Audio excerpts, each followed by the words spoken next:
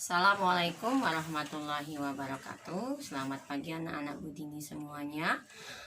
Semoga kita tetap dalam keadaan sehat walafiat dan kita tetap semangat dalam belajar online ya. Walaupun kita tidak bertatap muka secara langsung, tapi Budini berharap materi yang akan Budini sampaikan bisa kalian pahami, bisa kalian terima, bisa kalian laksanakan tugasnya dengan baik. Hari ini kita masuk tema 4. PB-nya adalah PB2. Dalam PB2 ini, materi yang akan kita bahas ada dua, yaitu Bahasa Indonesia dan PPKN. Ya, untuk Bahasa Indonesia, kemarin telah Budini jelaskan cara perkembangbiakan tumbuhan. Bahwa perkembangbiakan tumbuhan itu ada yang secara alami dan ada secara buatan. Secara alami itu banyak, yaitu pakai umbi lapis, umbi batang, sudah itu rizoma atau akar tinggal, geragi, dan tunas. Nah, untuk yang subtema PB2 ini yang akan kita bahas itu adalah contoh perkembangbiakan tumbuhan dengan cara bertunas ya. Nah, contoh perkembangbiakan cara bertunas. Sekarang buka halaman 165. Kemarin Ibu ini telah memberikan contoh tumbuhan dengan cara bertunas, yaitu pohon pisang dan pohon bambu ya. Nah, ini di bukunya halaman 165 ini adalah pohon bambu ya. Budini bacakan dulu ya. Nah, Anton telah belajar mengenai perkembangbiakan tanaman. Kali ini Anton akan mengamati perkembangbiakan tumbuhan dengan cara bertunas. Tunas adalah tanaman anakan yang tumbuh di samping induknya. Nah, tunas adalah tanaman anakan yang tumbuh di samping induknya. Nah, nih. Nah, yang mana Budini? Yang di samping induknya ini. Nih ya.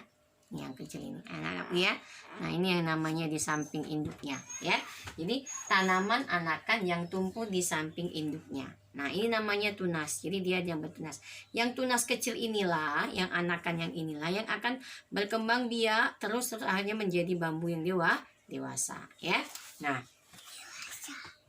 ya, Ibu lanjutkan lagi. Tunas tumbuh dari batang yang terdapat di dalam tanah. Tunas muda menjadi tanaman baru dan bergabung dengan induknya. Bambu adalah tanaman yang memiliki banyak manfaat dan berkembang biak dengan cara bertunas. Nah, sekarang manfaat bambu. Nah, sini kan minta dia manfaat bambu.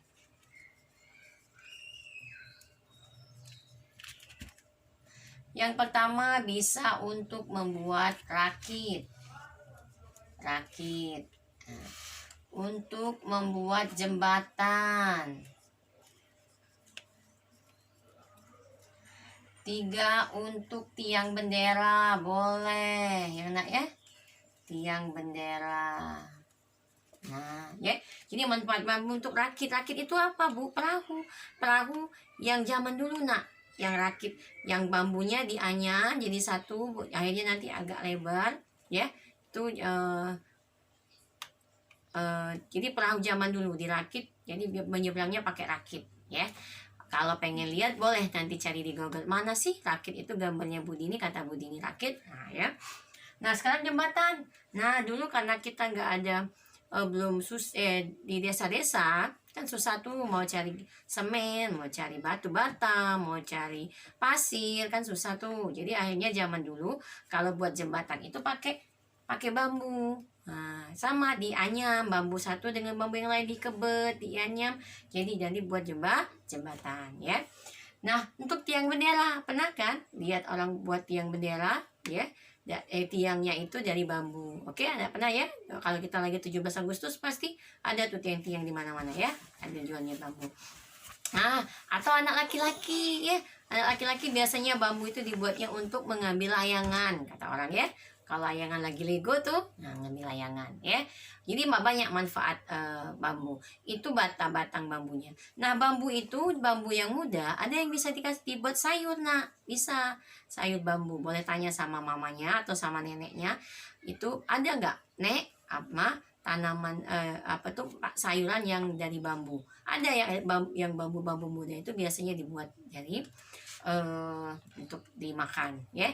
Nah bisa juga batang bambu tadi dimasukin, namanya buat apa ya, dalamnya itu dikasih nasi, pertama dilipat dulu sama daun pisang, nanti dimasukkan makanan, nanti dipanggang di atas api. Itu kalau tidak salah ada deh makanannya, tapi namanya apa Bu Dini lupa ya. Nah itu manfaat bambu bagi kehidupan manusia ya, bagi kehidupan manusia. Jadi manfaat bambu itu banyak nak. Jadi Tuhan itu menciptakan makhluk hidup itu pasti punya manfaatnya masing-masing bagi sesama makhluk lainnya ya. Nah itu manfaat bambu.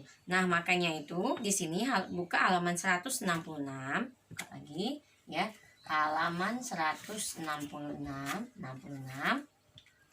Perkembangbiakan tanaman melalui beberapa proses agar dapat menjadi tanaman yang kuat. Tanaman bambu yang sudah dewasa akan menghasilkan keturunan dengan menggunakan tunas. Nah lihat ini. Ini adalah tugas kalian nanti yang akan kalian kirim di classroom. Tugasnya apa? Kalian urutkan mana dulu cara perkembangbiakan bambu yang paling awal. Ya, mana dulu yang mana dulu urutan. Jadi buat urutannya dulu. Urutan yang tepat adalah apa? Misalnya 3, 2, 1 atau 2, 1, 3 atau 2, 3, 1. Dibuat dulu. Nah, nanti setelah dibuat baru nanti proses, jelaskan prosesnya. Kalian buat gambar, kalian tuliskan pakai huruf sambung ya, jelaskan dari urutan yang sudah kalian buat ya. Ini untuk tugasnya di classroom untuk bahasa Indonesia. Oke anak-anakku semuanya ya.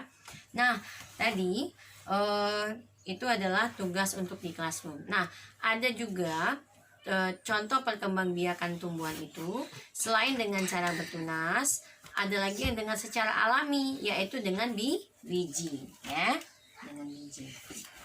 Tunggu ya, mana penghapus ini ya, dengan biji ya. Tumbuhan yang berkembang biak dengan cara biji. Tumbuhan yang berkembang biak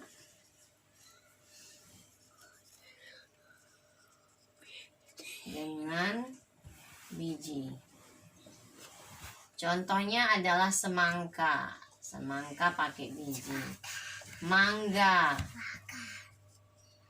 pokat, alpokat ya, alpokat, jambu, dan lain-lain.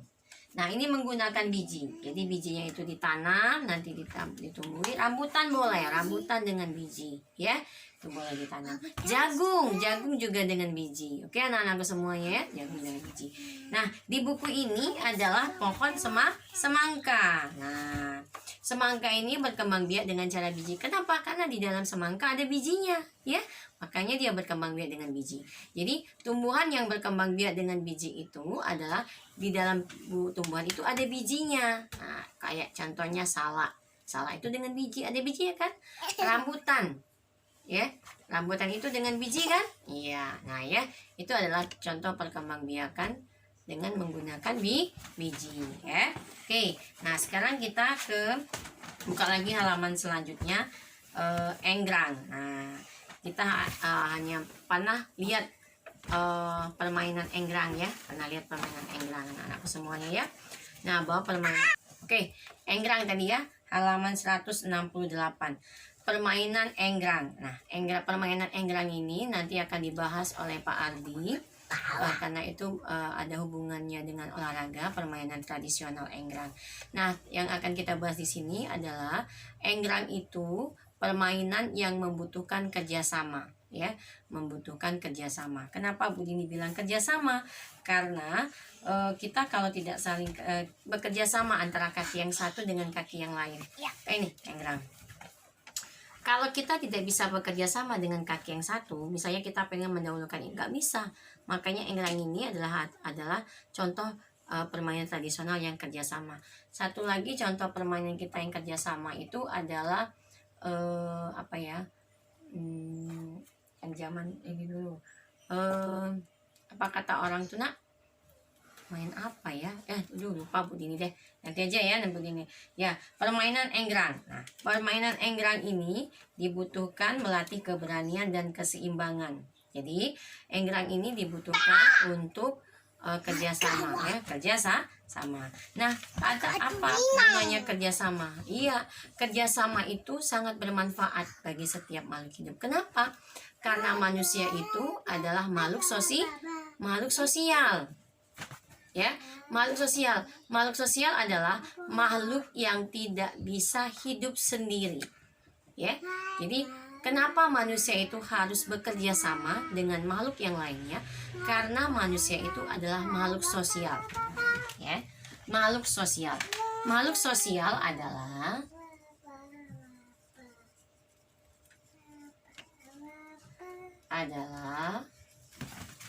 makhluk yang tidak bisa hidup sendiri, atau makhluk yang membutuhkan orang lain. Nah, kita ini sebut makhluk sosial. Makhluk yang membutuhkan orang lain, karena kita tidak akan bisa hidup sendiri. Makanya dalam lingkungan itu harus ada kerjasama, kerjasama. Kenapa? Karena kita ini adalah makhluk sosial, makhluk yang membutuhkan orang lain. Jadi manfaat kerjasama kemarin sudah pernah kita bahas. Yang pertama, manfaatnya adalah pekerjaan itu menjadi cepat selesai. Manfaat kerjasama.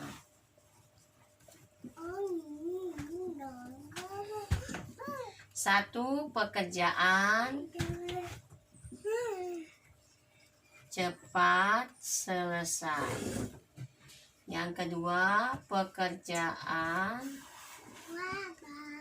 menjadi ringan. Yang ketiga, mempererat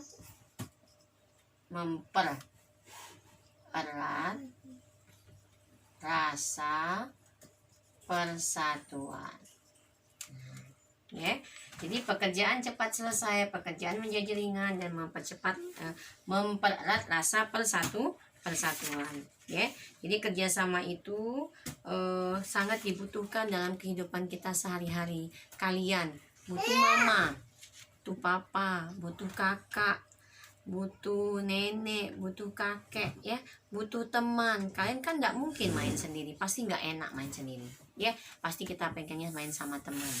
Kita di rumah nggak enak kita hidupnya sendiri, nggak ada kakak.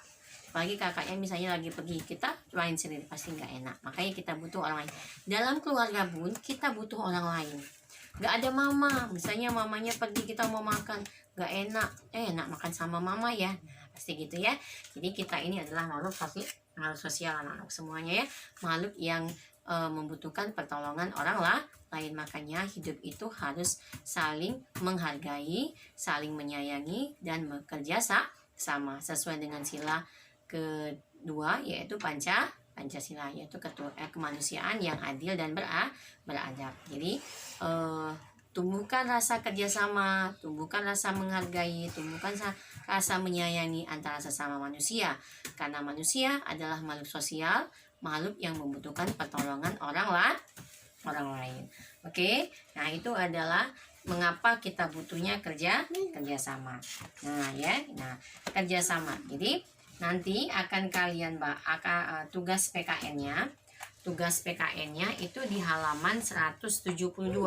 Di halaman 172 ya, buku tema. Ini buat ya, tugas di classroom.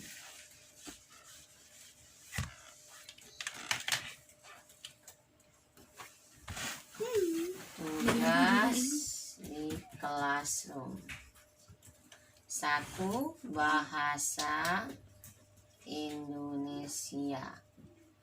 Halaman 166. Mengurutkan gambar perkembangbiakan tumbuhan dengan cara bertunas. Yang kedua, PKN. Halaman 172.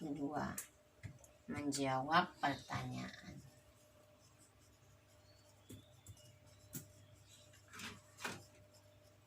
Nah, ini tugas kita di Classroom untuk hari ini ya anak-anakku ya. Nanti kalian kerjakan tugas ini di Classroom.